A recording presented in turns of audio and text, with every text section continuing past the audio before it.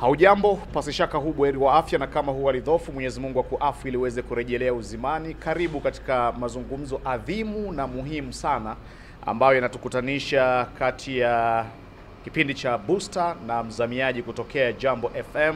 Yako mengi ambayo tunazungumza, na tumepata baraka ama ni tajamala kukutana na mgombea ubunge kwa tiketi ya Chama cha Mapinduzi. Nazungumzia CCM, Mheshimiwa Salum Hamisi Salum. Tuko naye hapa. Kikubwa tunaiangazia ziara yake ya kampeni ambayo anaifanya sasa. Tumeshazunguka takribani kata kama 5 kama sio 6.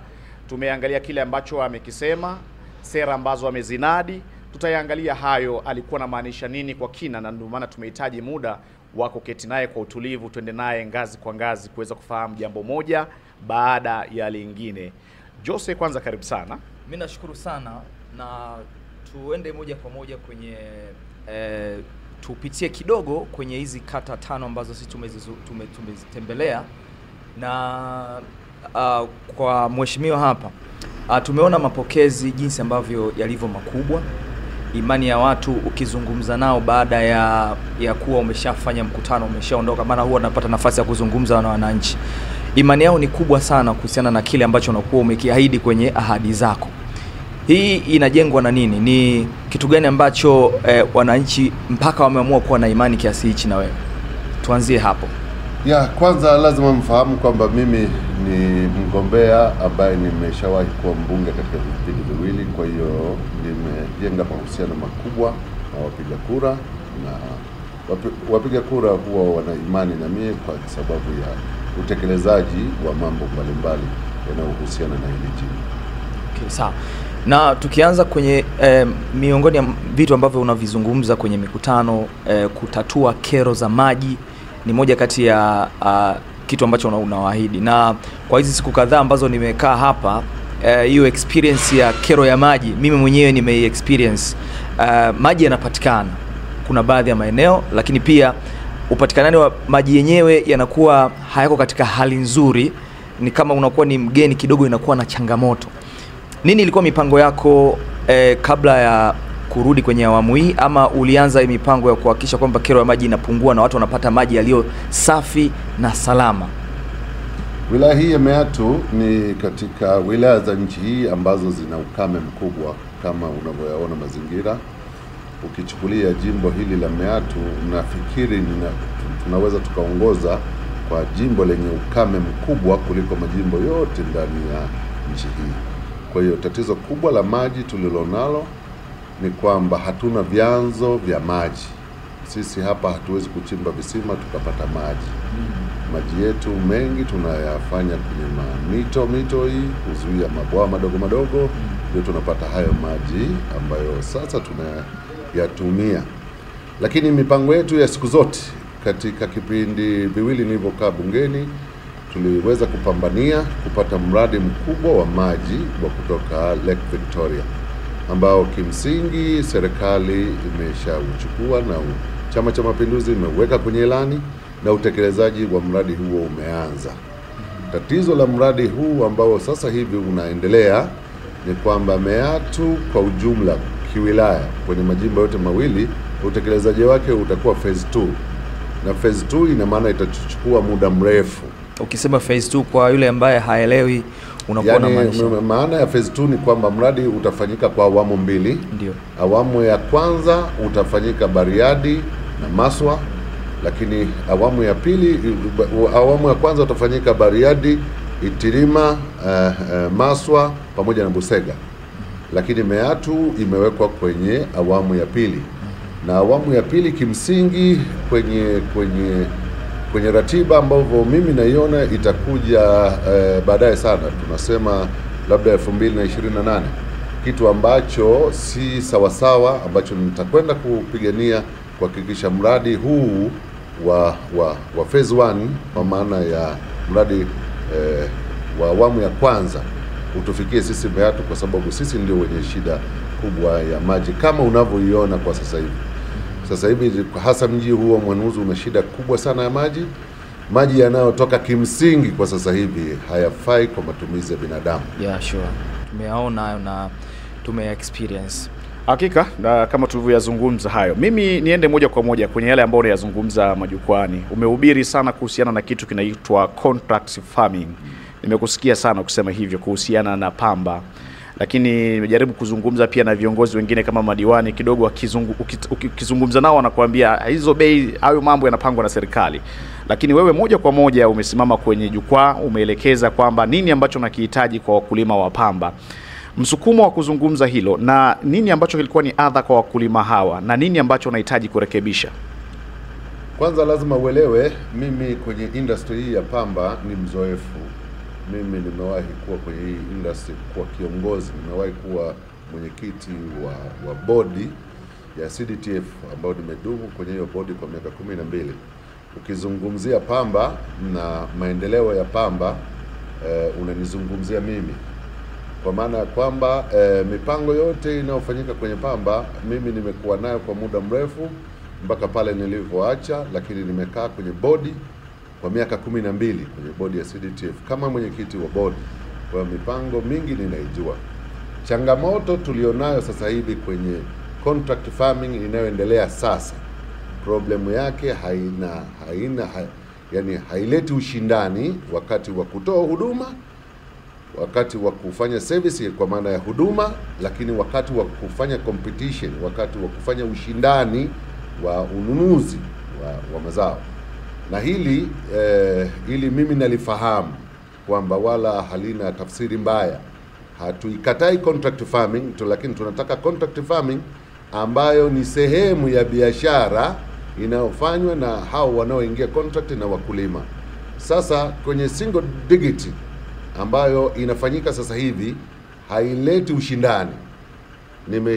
Nimesha sema na nitakwenda kuwashauri watu wa bodi ya pamba pamoja na mamlaka husika na wizara kwamba contract farming ije na modo mpya ya kwamba wakulima wapo, watu wa compete kwa service, compete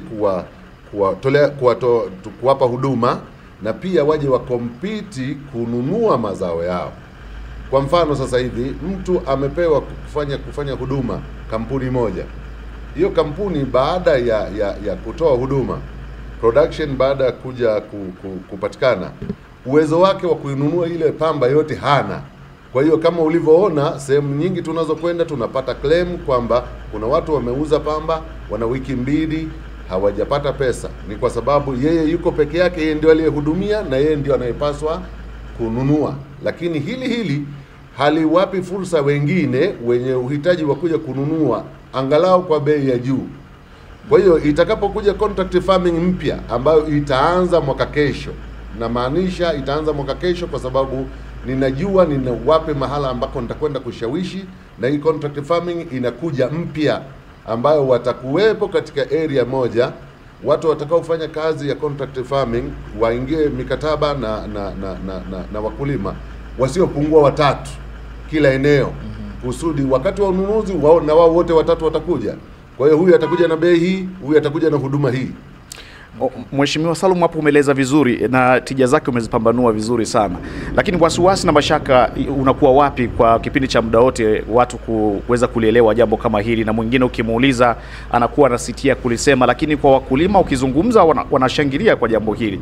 Shaka linakuwa ni nini katika kuweza kuingia katika mfumo? Shaka ni uelewa tu. Shaka ni uelewa kwa sababu tulipofikiri kuleta contract farming, tulifikiri vizuri kabisa kumsaidia mkulima.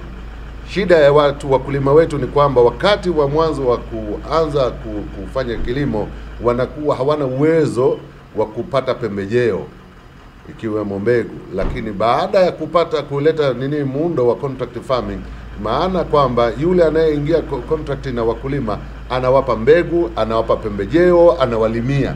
Ni jambo zuri kabisa, halina tatizo. Tatizo lake yuko peke yake. Naam. Na mawazo hayo sisi tulikuwa nayo toka zamani. Mimi sifanyi biashara ya pamba, lakini mimi nimezaliwa kwenye pamba. Mimi nimekuepo kwenye pamba kwa muda mrefu. Kwa hiyo ukisikia mtu anaijua pamba, hayupo anaijua pamba kuliko mie. Ndio maana niko tayari kusema haya maneno hadharani kwamba hatuna tatizo na contract farming, tunataka contract farming yenye ushindani. Naam, jambo la pili ni kusifu kwanza kwa kuwa kiongozi ambaye unaelekeza njia. Umezungumza kuhusiana na adha ambao wamekumbana nayo sana wana Meatu kuhusiana na kuvamiwa na tembo ama kuingiliwa na tembo, na umeshayafanya kwa mfano hata kabla hujaingia katika uongozi. Kwa sasa hivi ambavyo tunakwenda, tunategemea kwamba uko katika mchakato wa kuweza kuwania kupata ridhaa ya kukaa kwenye kiti cha ubunge, lakini inaonekana umeshaanza mapambano dhidi ya tembo ambao wanawavamia wana Meatu, na umeonyesha kwamba ni gharama kuweza kuondoa hawa tembo. Lakini nataka niweze kuyapata kwa kinagaubaga, kwa urahisi tu utuchambulie, utueleze kuhusiana na namna ambavyo tembo wanaleta adha na mpango wako wa kuweza kutokomeza adha hii. Nini mwarobaini wake? Kwanza nikwambie, ndio kitu ambacho kinatusukuma sisi wengine kutafuta nafasi ya ubunge. Ni kwamba uwe na mawazo yako uyapeleke yakafanyiwe kazi. Eneo la Meatu ni eneo ambalo linapakana na hifadhi ya Ngorongoro pamoja na Serengeti. Hapa tuna Maswa Game Reserve, lakini tuna Ngorongoro hapa. Sisi kutoka hapa Meatu kwenda Ngorongoro ni karibu sana. Kwa hiyo tumepakana na hifadhi zetu. Sasa mazingira haya ni mazingira ambayo sasa hivi yanakaliwa na binadamu. Hapa wilaya Meatu na maeneo yake. Kimsingi kabisa wanyama wanatakiwa wawepo kwenye hifadhi. Sasa kumekuwepo na sintofahamu ya wahusika wa hasa wanaohusiana na hawa wanyama.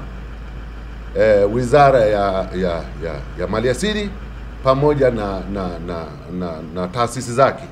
Ni kwamba ziko rights, ziko haki za wanyama kukaa kwenye maeneo yao, na sisi tuna haki za kuwepo kwenye maeneo yetu.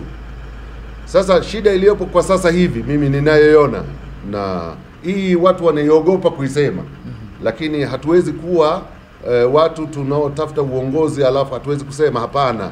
Na wala haina makosa yote kusema kwamba wanyama wana haki yao kuishi mahala pao na binadamu wana haki yao kuishi mahala pao. Kwa hiyo sisi kama sheria na taratibu zinavyotuzuia kuingia kwenye maeneo ya hifadhi, ndizo taratibu hizo zinazowazuia hawa wanyama kuishi katika maeneo ya binadamu. Sasa leo kwa mfano, jana mimi na nyie tulikuwepo. Tumekuta tukio, mtu kakanyagwa na tembo. Msiba. Tumekuta msiba. Tumeshindwa kufanya mkutano kwa sababu mtu kakanyagwa na tembo. Na tembo wanaishi na binadamu. TANAPA wapo, wizara ipo, tembo wapo kwenye maeneo ya watu. Hatuwezi kuishi namna hiyo. Ni kwamba lazima wizara na taasisi zake zije na mpango maalum wa kuwaondoa hawa tembo, kuwarudisha ndani ya hifadhi. Hatuwezi kuishi na tembo. Hatuwezi kuishi na tembo kwa sababu watu wanafanyaje kazi zao za kibinadamu. Huwezi kulima shamba, huwezi kuvuna nini. Imefikia hatua hapa Meatu mtu hawezi kwenda kwa jirani yake usiku kwa sababu tembo wanazunguka kwenye maeneo ya makazi ya watu. Kwa hiyo ni wajibu wa wizara kuhakikisha kwamba tembo hawabugudhi watu. Kama ilivyokuwa wajibu wetu sisi kwenda kutokuwabugudhi wanyama.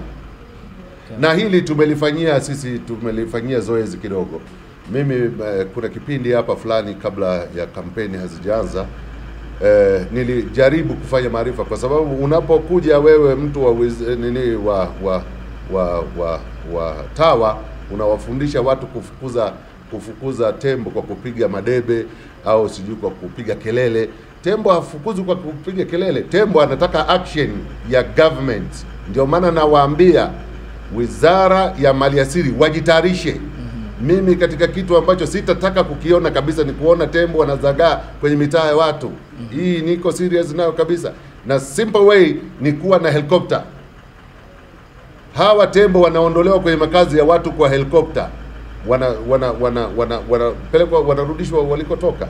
Okay. Hatuwezi kuendelea kuwaacha tembo wakaendelea kuvuruga uchumi wa watu, wakavuruga maisha ya watu. Hii haiwezekani. Okay. Pengine labda gharama za uendeshaji wa kuwaondoa katika maeneo. Wizara na TANAPA ina hela za kutosha. Ndiyo. Hakuna mtu ana hela kama TANAPA. Sioni sababu ya TANAPA kutokuwa na helikopta hata 10. Ili tatizo liko nchi nzima. Hatuwezi kuliacha ili tatizo likabaki hivi. Na nikwambie mimi kuwarudisha tembo kwenye maeneo yao kwa helikopta ni njia rahisi kuliko njia yoyote ingine. Okay. Kwa hiyo TANAPA na wizara ni lazima waje na mkakati, na sisi tumewaonyesha mfano. Mimi niliwatoa tembo wote ndani ya siku 2 kwa helikopta kuwarudisha, tukiwashirikisha hawa watu wa wizara pamoja na watu wa TAWA, na wao wamejionea na wamejifunza kuhusu hilo. Okay, na hakuna impact nyingine yote ambayo imetokea baada ya kuwarudisha? Hakuna impact yoyote kuwarudisha, kwa sababu wanatakiwa zoezi liwe endelevu. Ndio endelevu. Utawarudisha leo, baada ya muda fulani watajisahau, wataanza kurudi, kwa sababu yako mambo mengi. Okay. Yako mambo mengi yanayochangia tembo kurudi huku kwenye vijiji vyetu. Kwa mfano sasa hivi ndio ndani ya hifadhi nyingi wanachoma majani. Ndio. Wakichoma majani, wale wanyama kama tembo wanakosa sehemu za kupatia chakula, wanarudi kwenye makazi ya watu. Sasa haya ni mambo ambayo tutakwenda kuna mambo ya details huko, tutakwenda tutayaongea kule sehemu ya wahusika. Okay, umemaliza vizuri swala la tembo. Sasa tembo nimemaliza nalo na nimeshibishwa, majibu yamenishibisha kabisa, na nimeona jambo lina umantiki mkubwa sana, kwa sababu kama ilivyo desturi tu kwamba huwezi kuingia kwenye hifadhi ya wanyamapori kiolela. Kuna sheria zake kule, na wenyewe pia wasiende kwenye makazi ya watu. Sawa. Mimi nataka tuzungumze kuhusiana na tatizo kubwa kabisa kwenye nchi yetu, na kwa upande wako wewe utalifanyaje katika jimbo hili la Meatu? Swala la ajira kwa vijana limekuwa ni wimbo ambao unaimbwa tangu miaka mingi sana. Pengine katika mikakati yako nilikusikia unazungumza kuhusiana na swala la mikopo, lakini pia kutoa pikipiki, kitu kama sijakosea, kwa vijana kwa ajili ya kufanya biashara. Hii mpango umekaaje na vijana wanatakiwa wanufaike vipi na hili? Unajua swala la ajira watu wanalizungumzia kama ni jambo ambalo mtu amekosa kazi au hana maarifa kufanya, anazungumzia ajira. Ndio. Ajira, hakuna nchi duniani inayoweza kuajiri watu wake wote, haipo. Ndio. Umeona? Isipokuwa kwa awamu ya Mama Samia Suluhu, kwa jinsi alivyoifungua nchi. Mtu ukikaa unalalamikia ajira, wewe ni mvivu. Okay. Wewe ni mvivu, kwa sababu Mama Samia ameifungua nchi. Wewe ambaye huna kazi unapaswa ujishughulishe kutokana na ufungukaji wa nchi jinsi ulivyo. Hapa tunagombea sisi mabarabara. Ndio. Kwamba tupate mabarabara, tupate maji. Maana yake ni kwamba tukipata mabarabara, vijana wapate ajira kutokana na mabarabara hayo. Sio tu ajira za kujenga barabara, lakini ni ajira endelevu. Katika barabara hizo kutajitokeza biashara nyingi. Kwa vijana wajitayarishe kujiajiri. Tunaposema kwamba tutawaletea watu ambao watawasaidia kuwakopesha mikopo nafuu hapa Meatu, kwa maana kwamba wapate vitendea kazi kusudi wajiajiri wenyewe kuliko kusubiri serikali itoe ajira na wewe ukaajiriwe kule. Lakini tutakapofungua barabara, tutapata mahoteli, watu watapata ajira humo. Tutapata guest house yatakuwa mengi, watu watapata ajira humo. Lakini bodaboda watapata ajira ya kusafirisha bidhaa kwa haraka zaidi. Kwa hiyo ajira, hakuna nchi duniani inaweza kuwapa ajira watu wake wote. Serikali zote zinachokifanya ni kwamba inarahisisha mambo kusudi watu, katika urahisi huo, watu wapate ajira. Sawa. Na swala la mikopo kama ambavyo ulizungumza, nimeshazungumza mimi na kampuni 4 ndio ambazo zipo na mimi ninazifahamu vizuri, zitakuja hapa Meatu, zitafungua ofisi zao, zitafanya kazi kwanza ya kukopesha zana za kilimo. Ndio. Sasa hivi dunia ilikofikia haitumii jembe la mkono. Ndio. Na hawa vijana wetu wa sasa hawataki kulima kwa mkono. Kwa hiyo kuna zana za kilimo ambazo zitamfanya mtu afanye kazi ya kilimo kwa urahisi zaidi. Sasa hivi kuna tractor pila ambayo inalima mpaka eka 10 kwa siku, ambao unaweza ukailima na ukapalilia. Ndio. Lakini kuna pampu za maji, kuna pampu za kupigia dawa. Tunataka vijana waje wafanye shughuli za kilimo katika mtindo wa kisasa zaidi, kwa maana bila kutumia nguvu kubwa, lakini wafanye kazi kubwa ambayo itawaletea kipato kikubwa. Na hiyo ndio ajira ambazo tunasema wajiajiri wenyewe. Okay, sawa. Na kwa sababu wakati naona unakimbia na mheshimiwa atatakiwa kuelekea sehemu kuendelea na kampeni, lakini tumalize na hili. Wakati akiwa anahubiri katika majukwaa haya ya kampeni, amekuwa akisema kitu kinaitwa ilani ya jambo, na hitaji aweze kutufahamisha vizuri, kwa sababu moja, cha kwanza nilijiuliza anamaanisha ya kwamba ni falsafa za jambo ama anamaanisha vipaumbele na sera za jambo, kwa sababu wanapopanda jukwani wagombea wote wa CCM wanakwenda kuinadi ilani ya Chama cha Mapinduzi, lakini akasema anaweza kufanya kuna kitu kinaitwa ilani ya jambo. Moja, alizungumza kuhusiana na masuala ya magofu, akasema kuna magofu yeye kama ilani yake anakwenda kuyafufua yale magofu yaliokuwa kama magofu Meatu. Lakini vile vile kuna barabara ambazo zimekuwa hazina viwango, anatamani ziweze kupanda viwango. Kuna barabara moja wakati tuko makao nilistajabika kugundua kwamba yeye ndio kaweka nguvu kubwa katika kutengeneza barabara ile. Lakini vile vile tumeenda kwenye moja kati ya jukwaa mgombea udiwani wa chama chake, nikategemea ya kwamba labda hatampaka mafuta kwa sababu ilionekana amekosa mvuto kwa wananchi wa eneo lile, lakini alipopanda juu akasema kwa uwazi kabisa, nikasema au hii ndo ilani ya jambo. Nahitaji kufahamu ilani ya jambo ni kitu gani hasa? Hapana, lazima utambue kwamba kuna ilani ya Chama cha Mapinduzi na utekelezaji wa ilani unamhusu mbunge, kwa maana kwamba mbunge, ndio maana tumepewa safari, chama kimekuja na ilani ndogo ambayo inahusiana na mkoa na jimbo. Ndio. Kwa hiyo kuna ilani, kuna ahadi. Ilani ni ahadi au mkataba baina ya wapiga kura na chama pamoja na serikali. Utekelezaji wa ilani utakuja baada ya uchaguzi. Sasa kama unavyojua wewe kwamba mimi siendi kule bungeni kupoteza muda. Mimi nakwenda kuhakikisha kwamba watu wangu wanapata yale ambayo tumekubaliana katika ilani. Lakini pia nina ilani yangu, kwa maana ya kwamba mimi nitakuwa na mfuko wa jimbo, lakini nitakuwa na mshahara wa mbunge. Sasa kuna vitu vingine si lazima vikao kwenye ilani ya Chama cha Mapinduzi. Hivyo ndivyo ninavyoita ilani ya jambo, ambayo na mimi kampuni ya jambo inanilipa mshahara. Kwa hiyo nina mfuko wangu, kwa hiyo nikichanganya za jimbo nikachanganya na mshahara wangu wa jambo, huko ndiko nitakapokuwa natekeleza ile ilani yangu ambayo ninaiahidi. Okay. Naam, basi unawaambiaje wana Meatu, kwa sababu nataka tukuache. Unawaambiaje sasa kama wengine ambao hawajafika kwenye kampeni? Naam. Nilikuwa nataka tukazie kwenye swala moja ulizungumza hapa. Kwenye swala zima la uongozi. Tumeona jana kuna sehemu ambapo kama ulizungumza hapa kulikuwa na hiyo shida kidogo ya kutumia nguvu kubwa sana kumnadi mgombea wa udiwani. Nilikuwa nataka utuambie nini siri ya wewe kukubalika, japo haukuwepo kwenye miaka hii mingine mitano, lakini umerudi saizi na watu wanakuelewa vizuri, na wewe watu inabidi wakutumie ili watu wengine waeleweke. Nini siri ya uongozi ambao unawaambia watu? Siri ya uongozi, mwanasiasa lazima uwe na tabia ya kisiasa. Ndio. Unajua kuna watu wako kwenye siasa hawana tabia za kisiasa. Kama ulikuwa umeona pale jana, yule diwani wetu hana tabia za kisiasa, lakini anataka kuwa mwanasiasa. Ndio. Sasa tayari sisi ile ni mgombea wetu. Kwa hiyo lazima tumshepu atoke kwenye tabia za utendaji arudi kwenye tabia za kisiasa. Yule alikuwa mtendaji wa kata. Ndio. Kwa hiyo anaishi kitendaji zaidi kuliko diwani. Kwa hiyo unapokuwa mwanasiasa ni lazima uwe na tabia ya kisiasa. Kama yale niliyokuwa namwambia kwamba bwana, wewe unaambiwa hata ucheki. Anasema mimi mweusi ndio maana hawanioni nikicheka.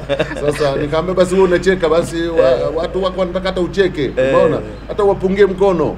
Ndio nilichokuwa namwambia pale, na nadhani watu wamenielewa. Tutamsaidia kwenye hilo, tutaendelea kumfundisha na kumsaidia kwenye hilo. Lakini ukirudi kwamba watu wanakubali maneno yangu na wananikubali, sasa mimi ni mzoefu kwenye siasa. Na mimi watu wangu, wapiga kura wangu, ukiangalia kwenye mikutano yangu, mimi 90% ya wapiga kura wangu mimi nawajua kwa majina. Na wajua kwa tabia zao. Ndio. Na wajua matendo yao. Lakini mimi ninashiriki kwenye shughuli zao. Nikiwa ndani ya bunge, nikiwa nje ya bunge. Kwa hiyo hapa Meatu mimi ni mtu ambaye ninashiriki shughuli za kijamii zote. haijalishi niko bungeni, haijalishi niko kwenye shughuli zangu, lakini ni mtu ambaye ninashiriki kwenye mambo yote ya kijamii katika jimbo hili, na ndio maana unakuta watu wanahitaji zile yale uwepo wangu. Sawa. Mimi nakwenda kwenye kuweka nukta tu kwa sababu nataka tuweze kumwachia aende kwenye majukumu yake mengine. Kwa hiyo kwa kuwaambia wana Meatu ambao pengine wakija hapa kwenye mtandao huu kuzungumza hapa na sisi wanaona kabisa kwamba tumezungumza kitu gani. Kwa hiyo awaambie wana Meatu. Wana Meatu, kwanza sisi tunamshukuru sana rais wetu na mgombea wetu wa Chama cha Mapinduzi Mama Samia Suluhu Hassan kwa kutupa ilani nzuri inaokidhi mahitaji yetu. Safari hii mama, umetupa ilani ambayo inakwenda kutatua matatizo yetu. Kama ulivyofungua nchi kwa maneno yako, unakuja kuifungua Meatu. Sisi tulipokuona ukifungua nchi, Meatu ulikuwa hujaifungua, lakini kwa ilani ya Chama cha Mapinduzi ikitekelezeka katika jimbo la Meatu, Meatu itakuwa imefunguka kuliko sehemu yoyote nyingine. Kwa tuna imani kubwa na tunahakikisha kabisa sisi hapa kazi yetu ni moja tu sasa, kuhakikisha kura za Mama Samia zinapatikana kwa kishindo, kama sio kwa 100% basi zipungua 99%. Sawa. Shukrani sana. Ni ndugu mzamiaji hapa, nilikuwa pamoja na timu ya Booster nikiwa na BM wa Booster tukizungumza na mgombea ubunge kwa tiketi ya Chama cha Mapinduzi CCM katika jimbo la Meatu, ndugu Salum Hamisi Salum au Mr. Jambo ndio wanapomfahamu zaidi kwa watu wa Meatu. Ametupa utondozi juu ya yale ambayo anayazungumza katika majukwaa, lakini ametufafanulia kinaga ubaga yale ambayo ulikuwa unayafahamu kwa juu umeyafahamu kwa kina. Tunakushukuru sana, na ndugu yangu anakuambia kwa mkono wa kwaheri kwamba kwa neno gani anawaambia bana, tukutane kwenye wakati mwingine tutakapokuwa na jambo kubwa kama hili. Endelea kuwa na sisi, subscribe kwenye YouTube channel yetu ya Jambo FM Radio Tanzania, lakini usiache kutufuatilia katika mitandao yetu yote ya kijamii kwenye Instagram, Twitter ama TikTok na sehemu zingine zote ambazo tunapatikana. Mpaka wakati mwingine tena, bye. Shukrani.